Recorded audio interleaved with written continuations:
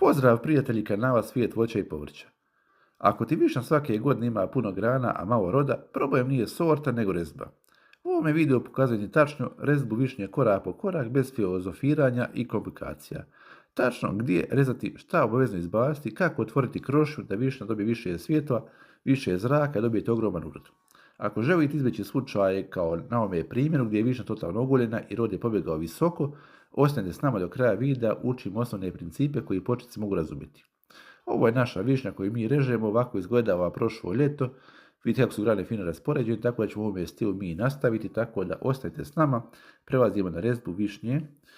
U našem slučaju mi radimo rezidbu na neku poboljšanu piramidu, tako da krenut ćemo od početka, objasnimo šta to znači i to je u principu to. Znači, višnju možemo formirati kao što svi znate na vazu i na piramidu. U zadnje vrijeme praksa je pokazala da je ova poboljšana piramida najbolja jer čak daje 20-25% više uroda, ako vidite ostaje dobar.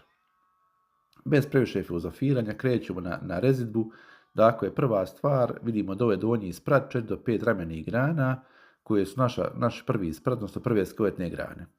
Sljedeća stvar koju radimo je izbacujemo konkurentske grane koje su konkurencije na drugoj. Ako imamo 2 do 3 grane koje su blizu jedna drugoj i ako im su podjednako razvijene, neke moraju ići.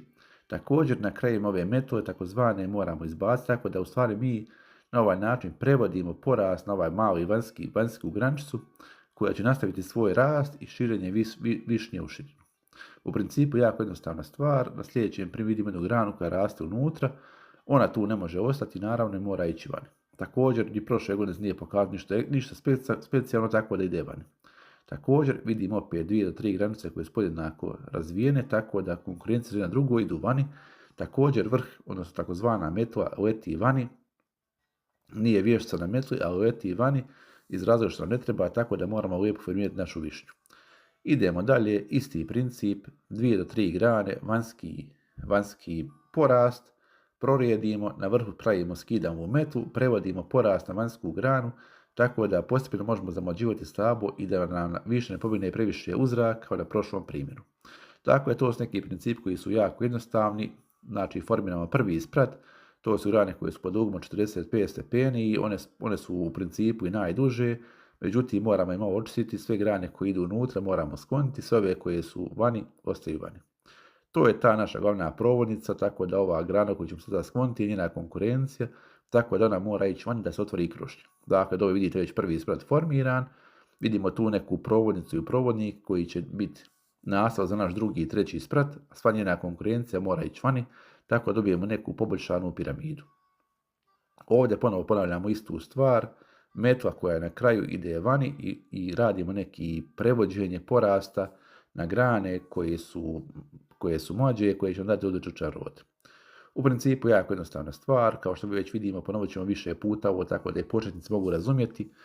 Poboljšana piramida, prvi sprat, metla ide vani, prevodimo porast na manje grančice. Ako imamo par nekih grančica koje su u konkurenciji na drugoj, koje su preblizu, koje su podjednako razvijene, moraju ići vani, tako da ostane samo neke od njih. U principu ovdje formiramo već treći sprat, drugi sprat je već formiran, treći sprat je to naša provodnica, nažalost ne ide pravo uzrak, nego vidite ovdje malo mota u stranu.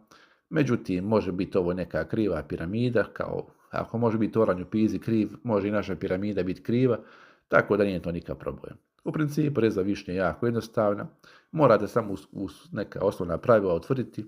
Imamo dakle za početak donji sprat, ramene grane koje su najdeblje i najduže, položaj 45 stepeni, sljedeći sprat je malo izduženiji.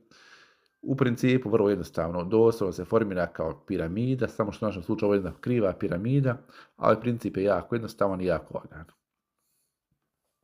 Dakle, kao što vidite, rezba višnje nije i ne mora biti komplikovana. Ako poštuješ pravo vrijeme rezbe, razumiješ razmeđu rodnih i nerodnih grana, formiraš krošnju na poboljšanu piramidu, višnja ti uzvrati zdravim i dobrim rodom. Cilj nije da stav bude savršeno simetrično, nego da ima svjetla, zraka i balans među roda i porasta. U principu, dragi prijatelji, to je to za ovaj video. Ako vam se video svidio, podijelite ga s prijateljima, podijelite ga s nekim hejterima, bacite like i vidimo se u sljedećem videu.